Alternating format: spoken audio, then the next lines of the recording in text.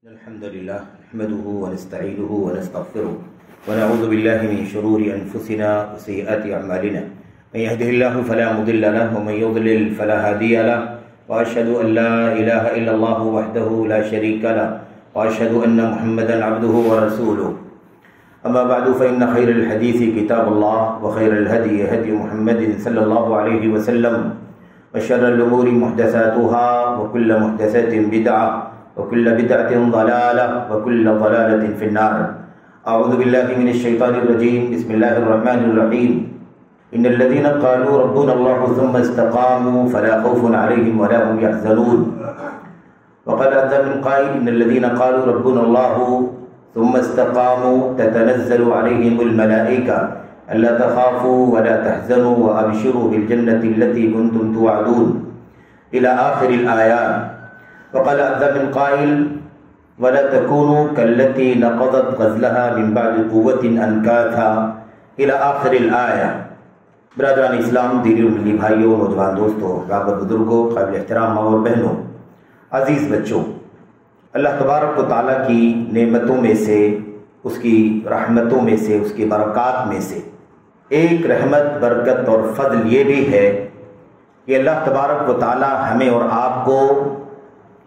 نیکیوں سے اپنے دامن مراد کو بھرنے کے مواقع عطا فرماتا ہے. اسی طرح سے بشری تقاضے کے مطابق،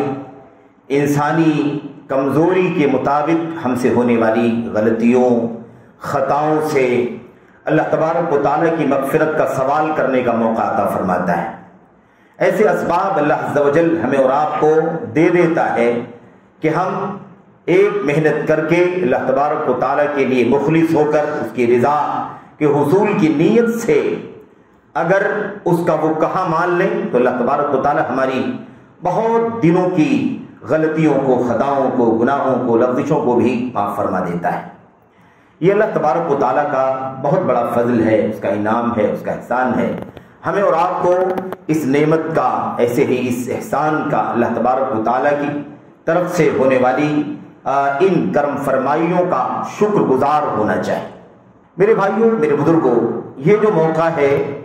اس موقع پر ہمیں سب سے زیادہ جس بات کی فکر ہونی چاہیے وہ یہ ہونا چاہیے کہ ابھی عید الاضحیٰ سے پہلے 2 ہفتے 3 ہفتے سے، رمضان کے بعد سے لے کر کے عید الاضحیٰ کے درمیان کے فترے میں بہت ساری گفتگو جو ہوئی ہے، عام طور پر وہ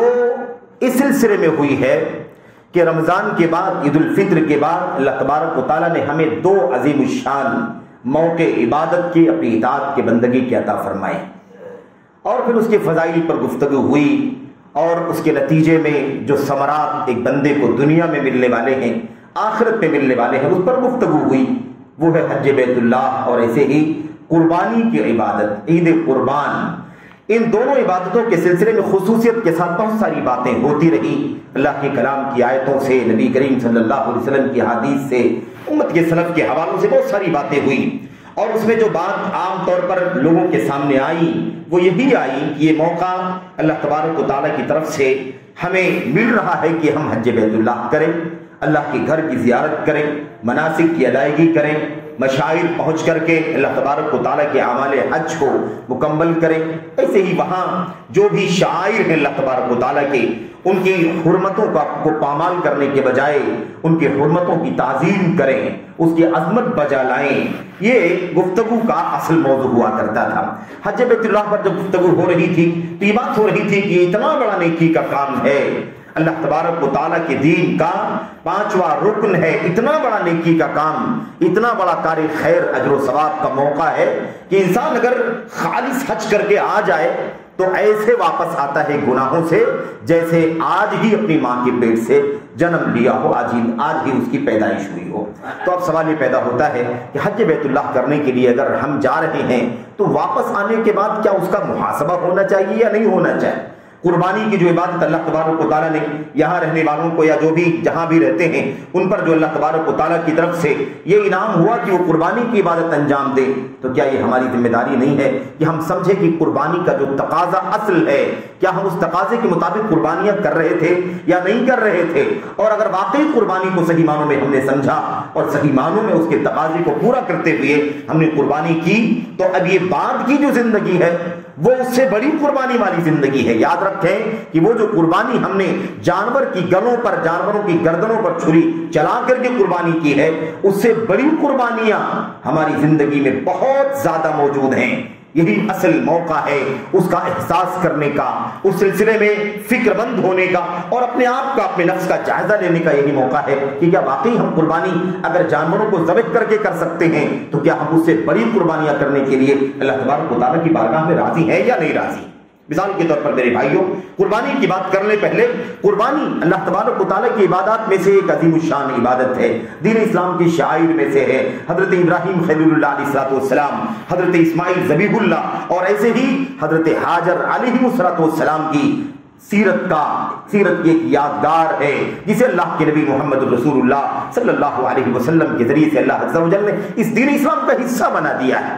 اس قربانی کے اندر جو پیغامات ہیں، جو نصائح ہیں، جو فوائد ہیں، جو عبرتیں ہیں، کیا ہم نے ان تمام چیزوں کو حاصل کر لیا ہے یا نہیں حاصل کیا ہے؟ کیا روایتی طور پر تو نہیں ہم نے قربانی کر لی، جانور کو ذبح کر لیا؟ یاد رکھیں اللہ تبارک و تعالیٰ کو نہ تو ہمارے خون کی ضرورت ہے، نہ اللہ تبارک و تعالیٰ کو ہمارے جانوروں کی گوشت کی ضرورت ہے، نہ قلت و کثرت سے کوئی لینا دینا۔ میرے بھائیوں، ہمارا تقوی اللہ تبارک و تعالیٰ دیکھنا چاہتا ہے۔ یاد کریں قربانی کا مطلب یہ نہیں ہے کہ یہ گوشت بہت زیادہ تقسیم ہو، یا قربانی کا مقصد یہ نہیں ہے کہ زیادہ سے زیادہ جانوروں کی گردنوں پر چھری چلائی جائے۔ اصل میں وہ اللہ تبارک و تعالیٰ سے قریب ہونے کا، اللہ سے قربت کا، اللہ تبارک و تعالیٰ کی محبت کے حصول کا ایک عظیم الشان ذریعہ ہے۔ بہت سارے ذرائع میں سے، بہت سارے اسباب میں سے ایک سبب ہے عظیم الشان۔ یاد رکھیں اللہ سے قریب ہونے والے کاموں میں سے ایک کام، اور وہ بھی چھوٹا کام، بہت بڑا کام نہیں بلکہ چھوٹا کام یہ ہے کہ ہم عید الاضحیٰ کے موقع پر جانوروں کی گردنوں پر اللہ تبارک و تعالیٰ کے نام سے اس کی بڑائی کا اعلان کر کے اس کے نام کا ذکر کر کے چھری چلا دیں۔ ہم بکروں کی قربانی کریں، بڑوں کی قربانی کریں، اس کے پیچھے بہت سارے پیسے خرچ کریں۔ یہ قربانی اللہ تبارک و تعالیٰ سے قریب ہونے کا ایک ذریعہ ہے، ایک چھوٹا ذریعہ ہے۔ اس سے بڑے بڑے ذرائع ہیں اللہ تبارک و تعالیٰ سے قریب ہونے کے۔ اگر ہم جانوروں کی گردنوں پر چھری چلا کر کے عید الاضحیٰ کے موقع پر اللہ تبارک و تعالیٰ سے قریب ہونا چاہتے ہیں اور ہم نے قربت حاصل کرنے کی کوشش کی ہے، تو اس سے بڑے کاموں کو ہم کر رہے ہیں یا نہیں کر رہے ہیں؟ مجھے بتاؤ میرے بھائیوں کہ عید الاضحیٰ کے موقع پر ہونے والی قربانی کا حکم کیا ہے اللہ تبارک و تعالیٰ کے دین میں؟ اللہ تبارک و تعالیٰ کے دین میں اگر مجموعی طور پر خلاصہ آپ کے سامنے پیش کیا جائے تو اس کا حکم زیادہ سے زیادہ یہ ہے کہ یہ دین اسلام کے اندر سنت موقدہ ہے،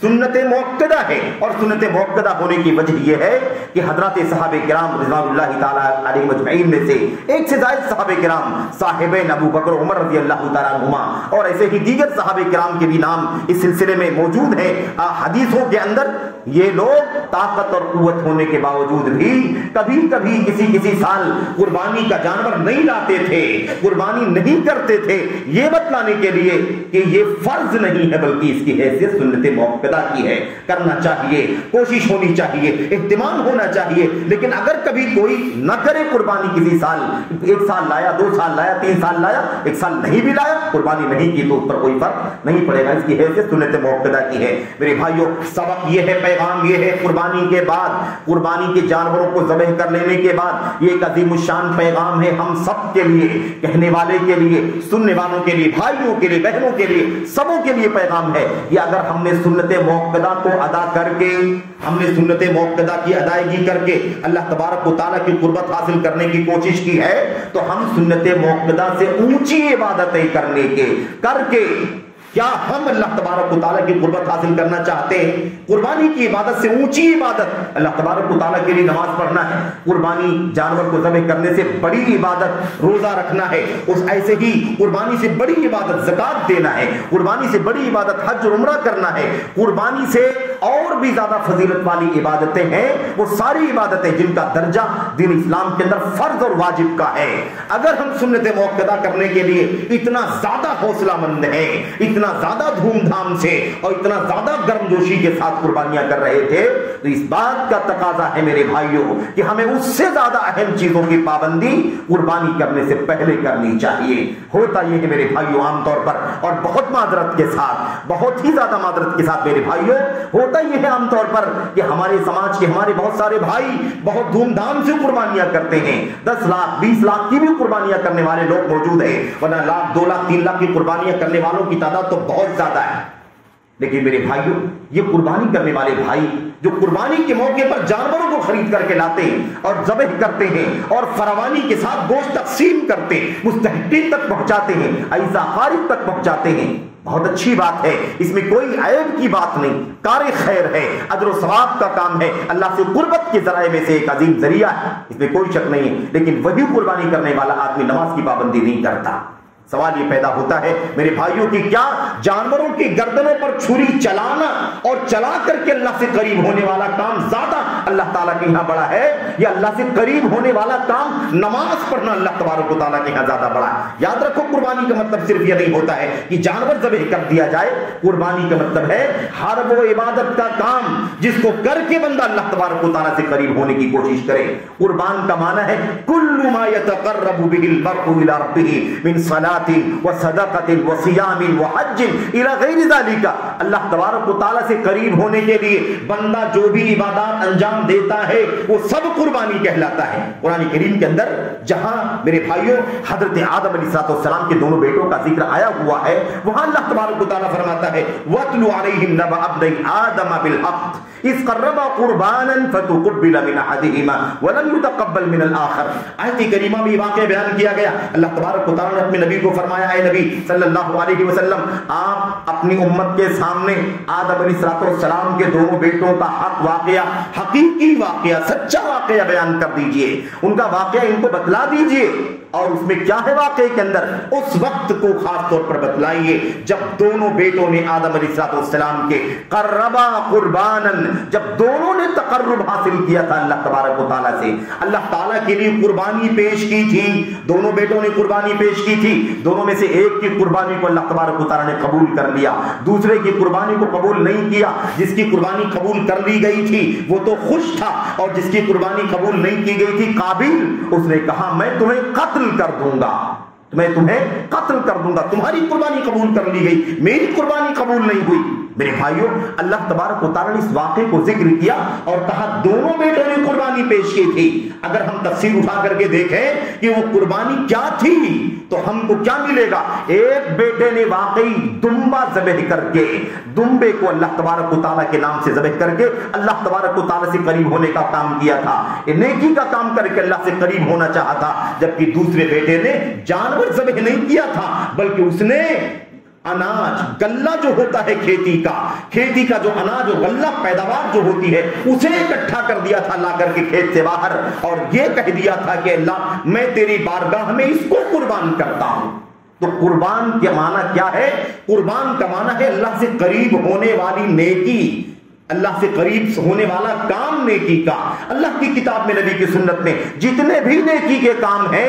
فرض سے لے کر کے اور نیچے اترتے ہوئے سنن ہیں، مستحبات ہیں، نوافل ہیں، فضائل ہیں، اولا ہیں، ساری ترتیب کے ساتھ سارے کے سارے نیکی کے کام قربانی ہیں۔ سارے کے سارے نیکی کا کام کیا ہے؟ قربانی ہے اللہ تبارک و تعالیٰ کے یہاں۔ اس لیے جب بھی بندہ کوئی نیکی کا کام کرتا ہے تو وہ قربانی کرتا ہے، چاہے وہ جانور ذبح کرنے کا کام نہ ہو، نماز پڑھنا ہو وہ بھی قربانی ہے، زکات دینا ہو وہ بھی قربانی ہے، حج کرنا ہو وہ بھی قربانی ہے، رمضان کے روزے رکھنا وہ بھی قربانی ہے، صدقہ و خیرات نوافل کام کرنا وہ بھی قربانی ہے، سچ بولنا بھی قربانی ہے۔ یعنی یہ کام کر کے بندہ اللہ تبارک و تعالیٰ سے قریب ہونا چاہتا ہے، اللہ کی محبت دوست حاصل کرنا چاہتا ہے، اللہ تبارک و تعالیٰ کا قریب بننا چاہتا ہے، یہ معنی ہے قربانی کا۔ قربانی کا لفظ ذہن میں آتا ہے، ہماری ذہنوں میں جب کان میں ٹکراتا ہے یہ لفظ تو ہمارے ذہن میں یہ آتا ہے کہ اس کا معنی ہے بس کسی جانور کو ذبح کرنے کا تصور آتا ہے۔ یاد رکھو یہ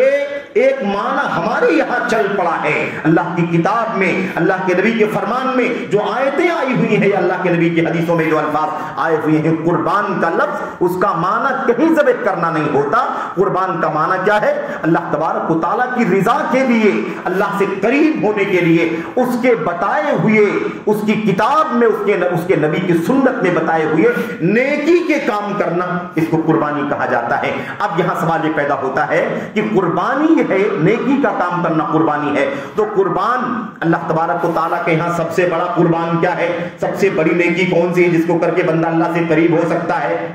ظاہر سی بات ہے کہ دین اسلام کی بنیاد 5 چیزوں پر ہیں۔ اللہ تبارک و تعالیٰ کی توحید اللہ سے قریب ہونے کا سب سے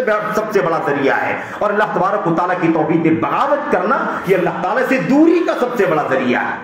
پہلی چیز تو یہی، اس کے بعد پھر اعمال کا سلسلہ شروع ہوگا۔ اس کے بعد میرے بھائیوں سب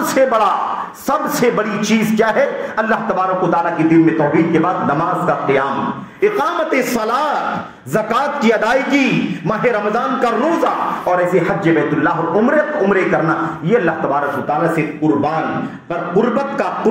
کا یعنی اللہ سے قریب ہونے کا سب سے بڑا ذریعہ ہے۔ اسی لیے اللہ کے نبی محمد رسول اللہ صلی اللہ علیہ وسلم صحیح بخاری کی روایت میں فرمایا تھا، جو روایت جس کو ہم لوگ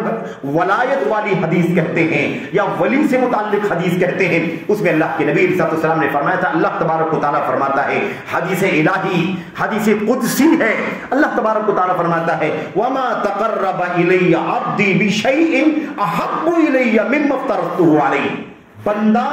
بندہ جو کام کر کے مجھ سے قریب ہوتا ہے، بندہ جو بھی کام کر کے مجھ سے قریب ہوتا ہے، اس میں سب سے زیادہ محبوب کام وہ کام ہے جس کو میں نے بندے پر فرض کیا ہوا ہے۔ اللہ کے فرائض کی ادائیگی کر کے بندہ اللہ سے سب سے زیادہ قریب ہوتا ہے۔ تو اللہ تبارک و تعالیٰ کے دین میں قربان سب سے بڑا کون سا ہے؟ اللہ کے فرائض سب سے بڑا قربان ہے۔ اللہ کے فرائض میں نماز سب سے پہلے نمبر پر ہے، سب سے پہلی قربانی، سب سے بڑی قربانی کیا ہے؟ اللہ کی توحید کے بعد نماز کی پابندی کرنا، ایسے ہی زکوٰۃ کی ادائیگی کرنا، ایسے ہی حج اور عمرے کا، رمضان کے روزے رکھنا اور حج اور عمرے کرنا، یہ ترتیب ہے میرے بھائیوں۔ ان سب کے بعد کہیں جانور کو ذبح کرنے والی قربانی کا نمبر آتا ہے۔ ہم لوگ یہ قربانی تو کرتے ہیں سنت موقدہ والی، لیکن اس سے پہلے بہت ساری قربانیاں ہیں، نماز کی قربانی، زکوٰۃ کی قربانی، ماہ رمضان کے روزوں کی قربانی، حج اور عمرہ کی قربانی، لیکن ان قربانیوں میں ہمارے یہاں بہت زیادہ سستی پائی جاتی ہے۔ میرے بھائیوں 5 لاکھ 10 لاکھ کے بکرے لانے والے ہمارے بھائی بھی نمازوں کی پابندی نہیں کرتے، کتنے ایسے بھی ہمارے بھائی ہیں جو نماز سے کوئی لینا دینا بھی ان کو نہیں ہوتا۔ افسوس کے ساتھ کہنا پڑتا ہے، سوال یہ پیدا ہوتا ہے میرے بھائیوں کہ کیا ہم جانوروں کو ذبح کر کے اللہ تبارک و تعالیٰ سے قریب ہو جائیں گے، جبکہ اس سے پہلے بہت بڑے بڑے کام ہیں اللہ سے قربان کے، اللہ سے قریب ہونے کے، جس کو ہم نے پامال کر رکھا۔ اور میں مثال دے کر کے اپنے بھائیوں کو سمجھانا چاہتا ہوں، میرے بھائیوں بہنوں کو سمجھانا چاہتا ہوں۔ اگر ایک مثال لے لیں کہ کوئی آدمی صرف 2 لاکھ روپے کے بکرے لے کر کے آتا ہے، مثال کے طور پر 2 لاکھ روپے کے بکرے لے کر کے آتا ہے، آپ اگر زکوٰۃ کے بارے میں سوچ لیں، زکوٰۃ کتنا ہوتی ہے؟ 2.5 2.5% زکوٰۃ ہوتی ہے نا۔ 2 لاکھ روپے اگر زکوٰۃ کسی کے نکل رہے ہوں تو آپ اندازہ لگائیے کہ وہ کتنے مال کی زکوٰۃ نکلے گا، کتنے مال کی زکوٰۃ نکلے گی؟ 2 لاکھ روپے۔ 80 لاکھ روپے جس کے پاس ہوں گے اس کی زکوٰۃ 2 لاکھ روپے نکلے گی۔ 80 لاکھ روپے والے ہمارے کتنے ایسے بھائی ہیں جو زکوٰۃ کی پابندی نہیں کرتے، زکوٰۃ نہیں دیتے ہیں، جبکہ ان کے 80 لاکھ روپے کی زکوٰۃ 2 لاکھ روپے نکلتی، لیکن وہی ہمارا بھائی عید الاضحیٰ کے موقع پر قربانی کے بکرے 2 لاکھ سے 5 لاکھ روپے کے بھی لے کر کے آتا، سنت موقدہ ادا کر رہا ہے، یہ قربانی ادا کر رہا ہے، لیکن وہ قربانی جو اس سے بہت پہلے واجب ہے، زکوٰۃ دینے والی قربانی، اور یاد رکھو زکات دے کر کے بندہ جتنا اللہ سے قریب ہوگا یہ جانور ذبح کر کے اللہ سے اتنا قریب نہیں ہوگا. نماز پڑھ کے جتنا اللہ تبارک و تعالیٰ سے قریب ہوگا پابندی کر کے اتنا جانور ذبح کر کے اللہ سے قریب نہیں ہوگا. رمضان کے مہینے کے روزے کی پابندی کر کے جتنا قریب ہوگا, حج اور عمرے کی ادائیگی کر کے جتنا اللہ سے قریب ہوگا, اتنا وہ رمضان اتنا وہ عید الاضحیٰ کے موقع پر جانوروں کو ذبح کر کے اللہ تبارک و تعالیٰ سے قریب نہیں ہوگا. سوال یہ پیدا ہوتا ہے زکات تو دین اسلام کا ستون ہے, اتنی ساری وعیدیں جو زکات نہیں دیتا قرآن کی آیتوں میں, سنت میں اتنی ساری وعیدیں موجود ہیں, لیکن آدمی زکات نہیں دیتا ہے. اس کے مال کی زکات 1 لاکھ روپے نکلتی ہے نہیں دیتا. میرے بھائیوں 50,000 روپے نکلتی ہے زکات نہیں نکالتا, 2 لاکھ 3 لاکھ زکات نکلتی ہے اس کے مال کی نہیں دیتا, جبکہ وہ فرض ہے, رکن ہے, ستون ہے دین اسلام کا. لیکن وہی ہمارا بھائی عید الاضحیٰ کے موقع پر قربانی کے بکرے 2 لاکھ 3 لاکھ 4 لاکھ 5 لاکھ کی بھی لاتا ہے. سوال یہ پیدا ہوتا ہے کیوں بھائی؟ کیا زکات کی آپ کے نزدیک اہمیت نہیں ہے؟ کیا زکات کا درجہ آپ کے یہاں قربانی سے کم ہے؟ کیوں زکات نہیں دیتے قربانی کے بکرے؟ قربانی کے جانور آپ نہ لائیں, 1 سال 2 سال 4 سال بھی آپ نہ لائیں, انشاءاللہ تبارک و تعالیٰ گنہگار نہیں ہوں گے. لیکن زکات دین اسلام کے ستونوں میں سے ایک ستون ہے. اگر زکات فرض ہو رہی ہے, 1 لاکھ روپے نکلتی ہے, 2 لاکھ روپے نکلتی ہے, اگر آپ نے نہیں نکالا تو یاد رکھیں کہ آپ اللہ تبارک و تعالیٰ کے حکم کو پامال کرنے والے, دین اسلام کے ستون کو ڈھانے والے ہیں. اور اللہ کے بندگان کے جو بہت سارے حقوق ہیں آپ کے مال میں, آپ اپنے مال کی زکات نکال کر کے ان کے حقوق کو غصب کرنے والوں میں سے ہو جائیں گے. تو بات سمجھنی کہ میرے بھائیوں قربانی کسے کہتے ہیں, قربانی کا اصل تصور کیا ہے, قربانی کا اصل معنی کیا ہے؟ اللہ سے قریب ہونے کے لیے اللہ تعالیٰ کے دین کی نیکیوں کو انجام دینا. تو سب سے قریب ہونے والا کام کون سا ہے؟ جو اللہ تعالیٰ کے فرائض ہیں, جو اللہ تعالیٰ کے دین کے ستون ہیں, جو واجبات کا درجہ رکھتے ہیں دین اسلام کے اندر, جن کا درجہ سب سے اونچا ہے, اس کو انجام دے کر کے بندہ اللہ تبارک و تعالیٰ سے سب سے زیادہ قریب ہوتا ہے. اس لیے سب سے بڑی قربانی توحید ہے, اس کے بعد اللہ تبارک و تعالیٰ کے لیے نماز کی پابندی ہے, اس کے بعد زکات کی ادائیگی ہے, اس کے بعد ماہ رمضان کا روزہ ہے, اس کے بعد حج عمرے کی ادائیگی ہے, اور اس کے کہیں بہت بعد میں جا کر کے عید الاضحیٰ کے موقع پر جانور کو خرید کر کے لانا اور اسے اللہ تبارک و تعالیٰ کے نام سے ذبح کر کے قربانی پیش کرنا, اس کا درجہ کہیں بعد میں آتا ہے. میرے بھائیوں یہ سبق ہے, پیغام ہے. تو قربانی روایت نہیں ہونی چاہیے, قربانی روایت نہیں ہونی چاہیے, قربانی رسم نہیں ہونا چاہیے. قربانی ایک عام طور پر جو طریقہ چل پڑا ہے بس اسی انداز سے کہ ہر سال لاتے ہیں اس سال بھی لائیں گے, ہر سال ذبح کرتے ہیں اس سال بھی ذبح کریں گے, پچھلے سال اتنا لائے تھے اس سال اتنا لائیں گے, کم یا زیادہ, اور اس کے بعد آیا ذبح کیا, ہم نے کھلایا, تقسیم کیا, خود بھی کھایا, اور اس کے بعد کام ختم ہو گیا. میرے بھائیوں اگر ایسے ہی ہے تو پھر یہ قربانی اللہ تبارک و تعالیٰ کی بارگاہ میں صحیح معنوں میں, اللہ تبارک و تعالیٰ کی بارگاہ میں صحیح معنوں میں قبولیت کا شرف نہیں پا سکتی, کیونکہ ہم نے اس کو رسم کی شکل بنا لیا. اور اگر رسم نہیں سمجھتے ہیں, اگر واقعی اللہ سے قریب ہونے کا ذریعہ سمجھتے ہیں, تو اللہ تبارک و تعالیٰ سے قریب ہونے کا ذریعہ جہاں جانور کو ذبح کرنا ہے, اس سے پہلے بہت سارے اس سے بڑے بڑے کام ہیں جو اللہ تعالیٰ سے قریب ہونے کے کاموں میں سب سے اونچا درجہ رکھتے ہیں. ابراہیم علیہ السلام کو اللہ تبارک و تعالیٰ نے کہا اپنے بیٹے اسماعیل کو ذبح کر دو. مجھے بتاؤ کہ کیا اسماعیل علیہ السلام ذبح ہوئے تھے؟ نہیں ہوئے. جان حضرت اسماعیل علیہ السلام کی گردن پر چھری نہیں چلی, کیونکہ اسماعیل علیہ السلام کو ذبح کروانا, ان کا خون بہانا اللہ تبارک و تعالیٰ کو مقصود نہیں تھا. اللہ تبارک و تعالیٰ یہ دیکھنا چاہتا تھا کہ میری رضا کو مان کر کے ابراہیم اپنی پسندیدہ چیز کو, اپنی حد درجہ محبوب چیز اولاد کو کیا ذبح کرنے کے لیے تیار ہو جاتے ہیں کہ نہیں تیار ہوتے. یہی جذبہ دیکھنا تھا اللہ تبارک و تعالیٰ کو. تو اگر جذبہ ہمارا ہے, ہم اللہ سے قریب ہونے کے لیے اللہ کی ہر بات ماننے کو تیار ہیں, تو پھر قربانی کا بکرا ذبح کرنے سے پہلے زکات دینے کو تیار کیوں نہیں ہے, نماز کی پابندی کرنے کو تیار کیوں نہیں ہے, رمضان کے روزوں کی پابندی کرنے کو تیار کیوں نہیں ہے, حج اور عمرے کی ادائیگی کرنے کے لیے تیار کیوں نہیں؟ میرے بھائیوں یہی اصل میں جذبہ ہے, ورنہ اللہ تبارک و تعالیٰ کو نہ ان بکروں کے گوشت اور خون سے کوئی لینا دینا ہے, نہ اسماعیل ذبیح اللہ علیہ السلام کی خون سے ان کی گردن پر چھری چلانے سے کوئی لینا دینا تھا. اصل وہی جذبہ, قد صدقت الرؤیا انا کذالک نجزی المحسنین, اصل یہی تھا. اصل یہی تھا، آپ نے خواب کو سچ کر دکھایا، جبکہ ذبح کیا نہیں کیا گیا اسماعیل علیہ السلام کو۔ اللہ نے فرمایا خواب کو سچ کر دکھایا۔ ہم ایسے ہی نیککاروں کو بدلہ دیا کرتے ہیں۔ احسان اللہ تبارک و تعالیٰ نے قرار دیا، یعنی اس دل کا جذبہ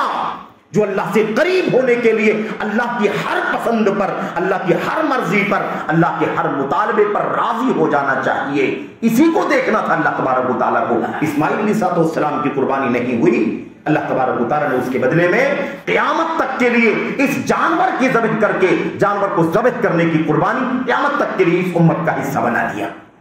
میرے بھائیوں،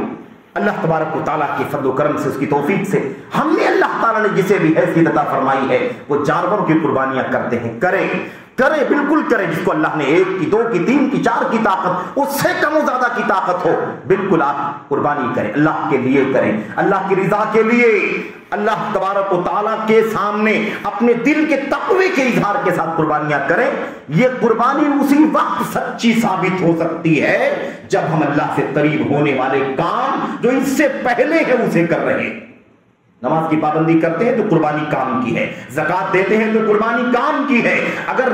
ہم میرے بھائیوں ماہ رمضان کے روزے پابندی سے رکھتے ہیں تو قربانی کام کی۔ کتنے ہمارے بھائی رمضان میں روزے نہیں رکھتے، کبھی رکھا کبھی چھوڑ دیا، ان سے پوچھا جائے بھائی آپ روزہ کیوں نہیں رکھتے؟ آپ تو ماشاءاللہ مضبوط ہیں، جوان ہیں، ہٹے کٹے ہیں، آپ کو کوئی عذر تو نہیں ہے؟ تو کہتا ہے کہ بھائی میری عادت نہیں ہے بھوکا رہنے کی، بہت مشکل ہوتا ہے، بھوکا نہیں رہا جاتا، بھوک برداشت نہیں ہوتی، پانی پینا پڑتا ہے، پیاس برداشت نہیں ہوتی۔ اس طرح سے کہہ کے روزوں کو پامال کر دیتے ہیں، لیکن وہی لوگ قربانی کے بکرے 5 لاکھ روپے 10 لاکھ روپے کے لے کر کے آتے ہیں۔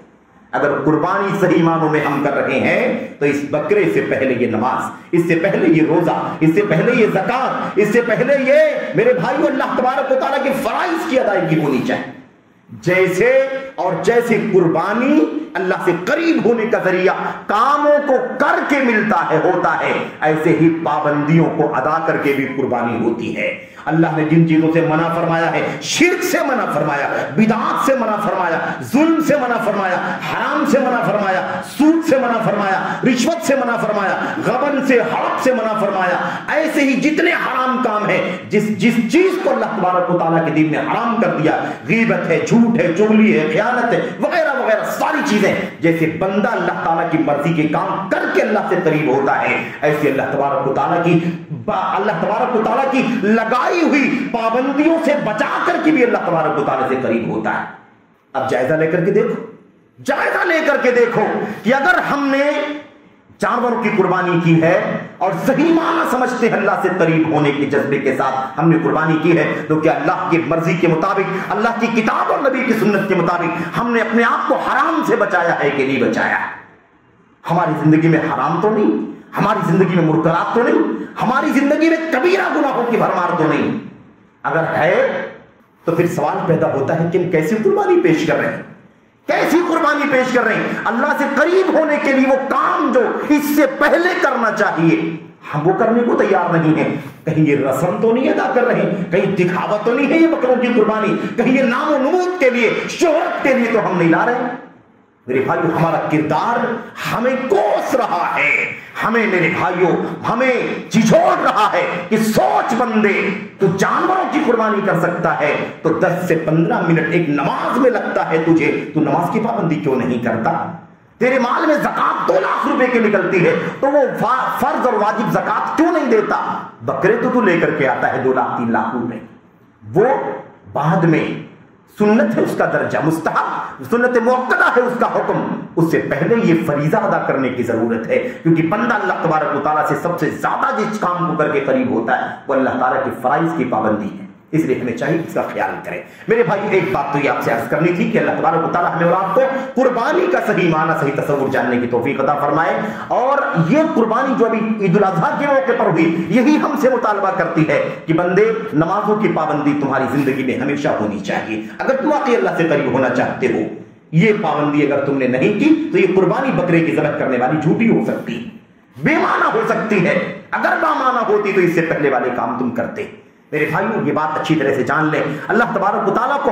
ہم سے کچھ نہیں چاہیے، نہ ہماری عبادت سے اللہ کی شان میں کوئی اضافہ ہونے والا، نہ اس کی بادشاہت میں کوئی بڑھوتری ہونے والی، اور نہ ہماری مخالفتوں سے اس کی بادشاہت میں کچھ کمی ہونے والی ہے۔ ما زاد فی ملکی شیئا ما نقص ذلک من ملکی شیئا، نہ تمہاری عبادت سے میری بادشاہت میں ایک ذرہ اضافہ ہونے والا ہے، اور نہ تمہاری مخالفت سے، تمہاری بغاوت سے، تمہاری نافرمانیوں سے میری بادشاہت میں ایک ذرہ کمی ہونے والی ہے۔ یہ سب کچھ معاملہ ہمارا ہے میرے بھائیوں، ہم کیا کرتے ہیں، کیسے کرتے ہیں، کس جذبے سے کرتے ہیں، یہی اللہ تبارک و تعالیٰ کو دیکھنا ہے، بقیہ اس کے سوا اللہ تبارک و تعالیٰ کو ہمارا کچھ نہیں چاہیے۔ التقوی ہاں ہونا، تقوی دل میں ہے، یہاں تقوی ہے۔ واشار الی صدرہ ثلاثا، اللہ کے نبی علیہ الصلوۃ والسلام نے اپنے سینے کی طرف 3 مرتبہ اشارہ کیا اور آپ نے فرمایا تقوی یہاں ہے، تقوی یہاں ہے۔ اگر یہاں تقوی ہے، تقوی کے جذبے سے ہم نے قربانی کی ہے، تو تقوی کے جذبے سے نماز، تقوی کے جذبے سے روزہ،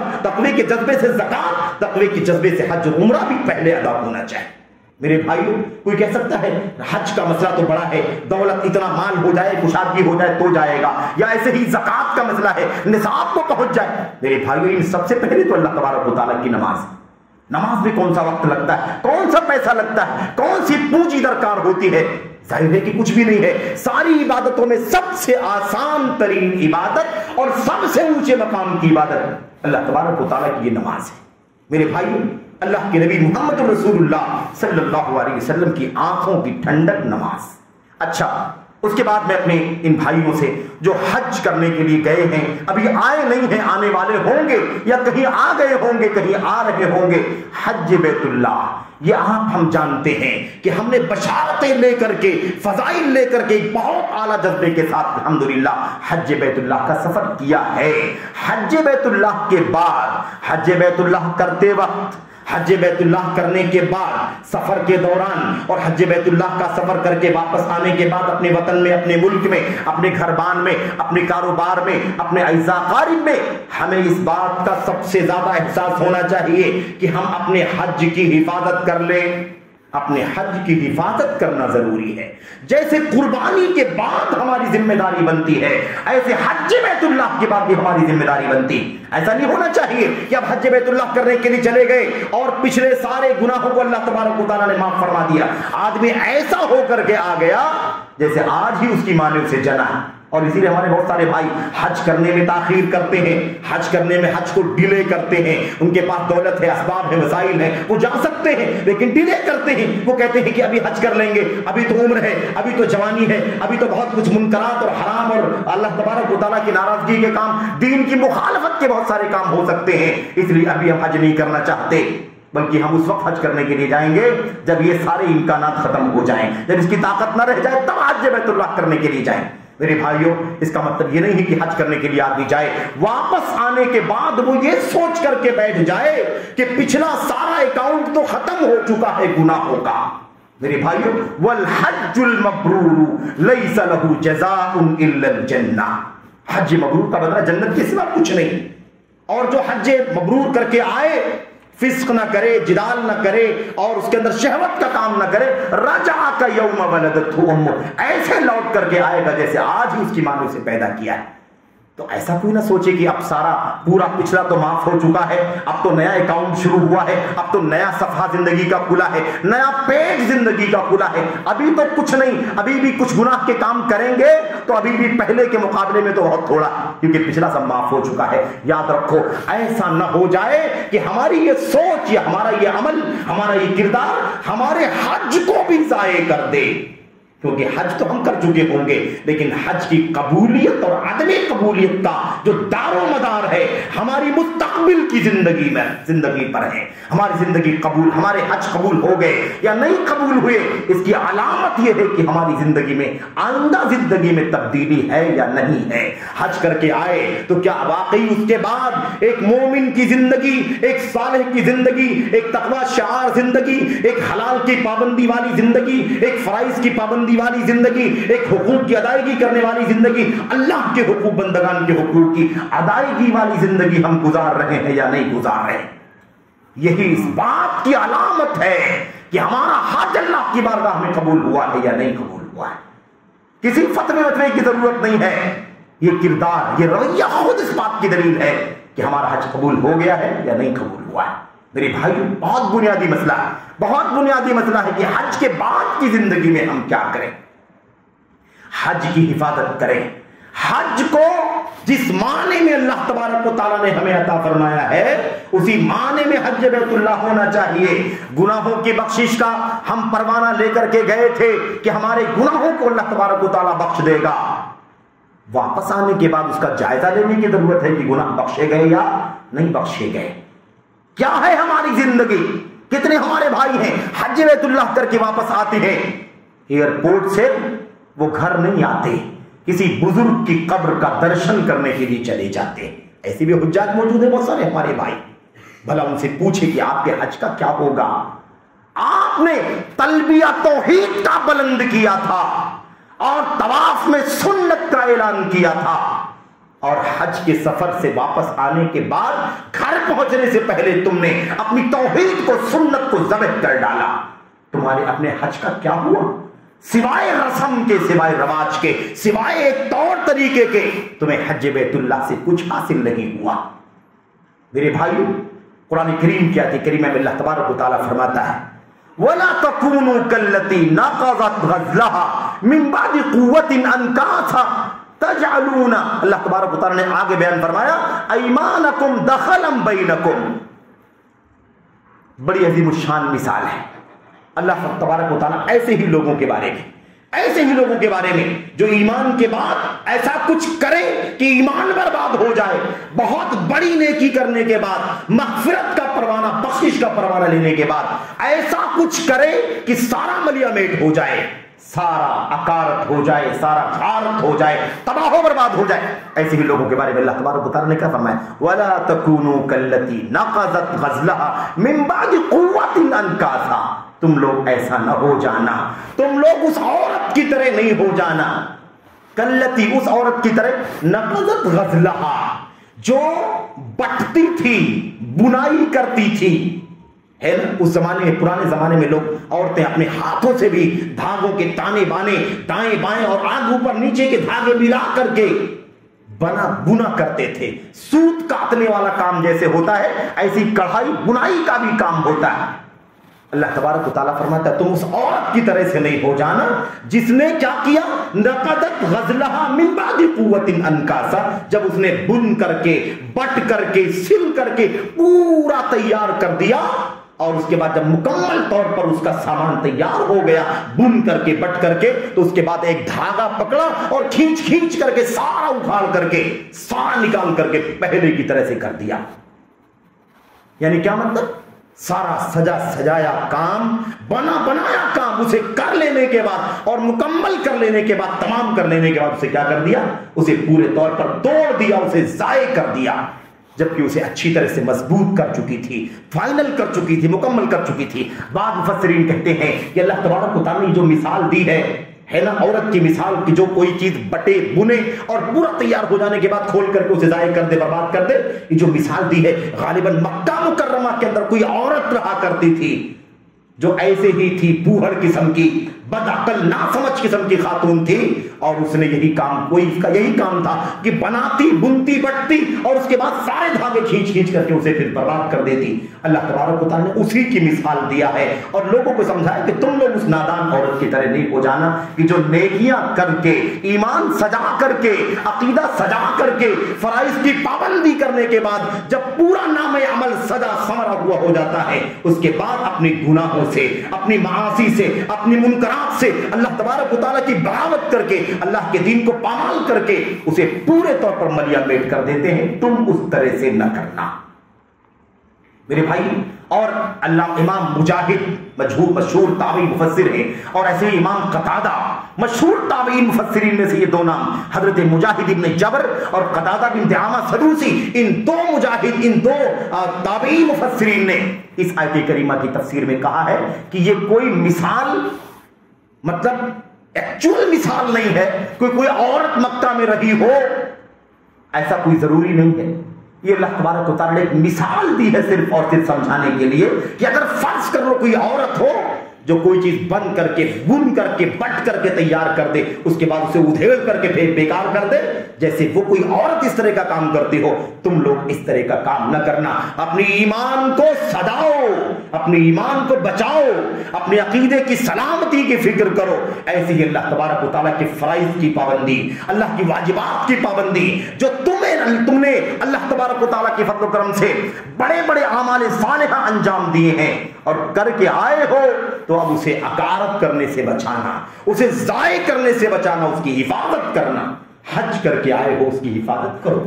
حج کر کے آئے ہو اس کی حفاظت کرو. مغفرت کا پروانہ لے کر کے آئے ہو اسے ضائع نہ کرو، بخشش کا پروانہ لے کر کے آئے ہو ضائع نہ کرو. ایسے ہو کر کے آئے ہو جیسے تمہیں آج ہی تمہاری ماں نے پیدا کیا ہے. اپنی بدعمالیوں کی وجہ سے حکم الہی کی سے بغاوت کر کے اسے اکارت اور ضائع نہ کرنا. یہ اللہ تبارک و تعالیٰ کے پیغام کا آیت کریمہ کا یہ مقصود ہے. میرے بھائیوں، ہم نے آپ کے سامنے استقامت سے متعلق جو مشہور آیت کریمہ ہے، قرآن کریم کی آیت کریمہ بھی آپ کے سامنے پڑھی تھی، ان کا بھی تذکرہ کر لیتے ہیں. اللہ تبارک و تعالیٰ نے فرمایا ان الذین قالوا ربنا اللہ ثم استقاموا تتنزل علیہم الملائکۃ الا تخافوا ولا تحزنوا. جو لوگ ایمان لائے، جن لوگوں نے کہا الذین قالوا ربنا اللہ، جن لوگوں نے کہا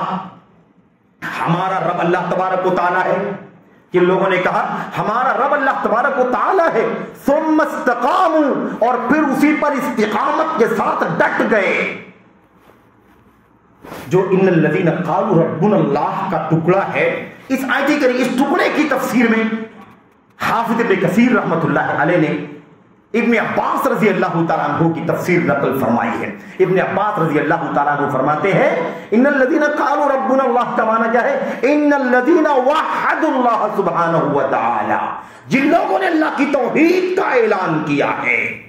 اور سب نے اعلان کیا ہے کہ نہیں کیا ہے؟ قربانی اور حج کی بات چل رہی ہے، قربانی بھی ہم نے اعلان کیا ہے، قربانی میں بھی اللہ کی توحید کا اعلان کیا ہے، بسم اللہ واللہ اکبر کہہ کر کے ہم جانور کو ذبح کرتے ہیں. اور حج کرنے والا لبیک تلبیہ پکارتا ہے، اللہ تبارک و تعالیٰ کی کبریائی اور بڑائی کا اعلان کرتا ہے. اللہ کی توحید کا اعلان جن لوگوں نے کیا ہے، ثم استقاموا، پھر استقامت اختیار کیا. اس ٹکڑے کی تفسیر میں امام ماوردی رحمت اللہ علیہ نے اپنی تفسیر کی کتاب النکت والعیون کے اندر لکھا ہے کہ اس کی 5 تفسیریں سلف کے ہاں ملتی ہیں، لیکن ان تمام باتوں کی ذکر کرنے کا موقع نہیں. میں آپ کے سامنے 2-3 باتیں سرسری ذکر کر دیتا ہوں جو اہم باتیں ہیں. جن لوگوں نے کہا اللہ تبارک و تعالی ہمارا رب ہے، جن لوگوں نے اللہ کی توحید کا اقرار کیا، ثم استقاموا، پھر استقامت یعنی ڈٹے رہے، اسی پر بنے رہے، جمے رہے. اس ٹکڑے کے بارے میں ایک بات حضرت ابو بکر صدیق رضی اللہ تعالیٰ عنہ کی تفسیر میں آتی ہے. وہ کیا معنی ہے؟ پھر استقامت اختیار کیا یعنی اللہ تبارک و تعالیٰ کی توحید پر، اس کی الوہیت پر، اس کی ربوبیت کے اقرار پر قائم رہے، نہ کبھی الوہیت سے ہٹے اور نہ کہیں اللہ تبارک و تعالیٰ کی ربوبیت سے اپنے آپ کو ہٹایا. اسی پر قائم رہے، اسی پر قائم رہے. حالات کیسے بھی ہو جائیں، مشکلات کتنی زیادہ کیوں نہ آ جائیں، لیکن جب اللہ کی الوہیت کا اقرار کر لیا ہے، رب کی ربوبیت کا اقرار کر لیا ہے، تو اب کچھ بھی ہو جائے اس سے پیچھے نہ ہٹے. ابو بکر صدیق فرماتے اس کا معنی یہ. اچھا، اس کے بعد ایک دوسری تفسیر حضرت عبداللہ ابن عباس رضی اللہ تعالیٰ عنہ کی ہے. وہ کہتے ہیں ثم استقاموا کا معنی یہ ہے کہ پھر اللہ کے بندے جن لوگوں نے اللہ کی توحید کا اقرار کیا ہے، استقامت اختیار کریں یعنی اللہ کے فرائض اور اللہ کی اطاعت کے کاموں پر ڈٹے رہیں. جیسے بندہ اللہ کی توحید کا اقرار کرتا ہے، اشہد ان لا الہ الا اللہ کہتا ہے، واشہد ان محمد رسول اللہ کہہ کر کے توحید کا، رسالت کا اقرار کرتا ہے، اسی کے ساتھ اللہ تعالیٰ کے دین کے فرائض اس پر عائد ہو جاتے ہیں، اللہ کی اطاعت کے کام اس پر عائد ہو جاتے ہیں. جب یہ توحید کا اقرار کر لیا تو اب مسلمان کی ذمہ داری ہے کہ اللہ کے فرائض پر ڈٹا رہے، اللہ کی واجبات پر ڈٹا رہے، اللہ کی اطاعت کے کاموں پر جمع رہے، زندگی میں کبھی اس سے پیچھے نہ ہٹے. ہم نے اللہ تبارک و تعالیٰ کے فضل و کرم سے ہم نے قربانی کی عبادت کی ہے، اس کی روح کو سمجھنے کی کوشش کریں. ہم نے حج بیت اللہ کو کی توفیق پائی ہے، ہمیں اللہ تبارک و تعالیٰ اس کے پیغام کو اور اس کی سلامتی کی فکر کرنے کی اللہ تبارک و تعالیٰ توفیق عطا فرمائے. یہ بنیادی مسئلہ. ثم استقاموا کے اندر ایک بات اور سمجھنے کی ہے. ایک معنی یہ ہے ثم استقاموا، پھر استقامت اختیار کیا یعنی جو زبان سے کہا وہی عمل کر کے دکھایا. استقامت کا ایک معنی یہ بتایا، تابعین نے کیا بتایا ایک معنی اس کا؟ استقامت اختیار کیا یعنی جو زبان سے کہا وہ عمل کر کے دکھایا۔ ایسا نہیں کہ زبان سے کچھ ہے اور عمل اور کردار میں کچھ ہے، گفتار وہی ہے اور ایسے ہی کردار بھی وہی ہے۔ یہ آیت کریمہ کا ایک معنی ہے۔ آخری ایک معنی اور بھی بڑا اہم ہے، وہ معنی یہ ہے کہ جو ظاہر میں ہے بندے کے اوپر، اس کے ظاہر میں جھلکتا دکھائی دیتا ہے، وہی اس کے اندر بھی ہونا چاہیے۔ اندر الگ رہے، باہر الگ رہے۔ یہ نفاق کی پہچان ہے، یہ ریاکاری کی پہچان ہے۔ ثم استقاموا کا معنی یہ ہے کہ جب زبان سے اقرار کیا ہے تو دل کے اندر بھی اللہ تبارک و تعالیٰ کی توحید کا وہی جذبہ چھپا ہوا ہونا چاہیے، ورنہ زبان سے کہنے والے دل میں کوتاہی اگر موجود رہے تو یہ تو نفاق کی ایک نشانی۔ میرے بھائیوں، میرے بزرگوں، بس پیغام یہ ہے کہ اللہ تبارک و تعالیٰ ہمیں اور آپ کو حج کے بعد کی فکر کرنے کی توفیق عطا فرمائے، قربانی کے پیغام کو سمجھنے کی توفیق عطا فرمائے، اور اللہ عز و جل ہمیں اللہ تبارک و تعالیٰ نے جو توفیق عطا فرمائی ہے ہماری ان ساری عبادتوں کو اپنے فضل و کرم سے، اپنی رحمت سے قبول فرما لے۔ اللہ عز و جل ہمیں زندگی بھر قربانی کی توفیق عطا فرمائے، ہمیں موسم کا، سیزن کا قربانی کرنے والا نہیں بلکہ اللہ تبارک و تعالیٰ پل پل اللہ تبارک و تعالیٰ کے دین کے ارکان اور اس کے فرائض کی پابندی کر کے قربانی پیش کرنے کی توفیق عطا فرمائے۔ اللہ تبارک و تعالیٰ سے دعا ہے کہ اللہ عز و جل قربانی کا صحیح معنی اور اس کی حقیقی روح کو اور اس کے حقیقی تصور کو اللہ تبارک و تعالیٰ جاننے، پہچاننے اور اس کے مطابق اپنی زندگیوں کو ڈھالنے کی توفیق عطا فرمائے۔ آمین رب العالمین۔ صلی اللہ وسلم وبارک علی نبینا محمد وعلی آلہ وصحبہ اجمعین۔ والسلام علیکم ورحمۃ اللہ۔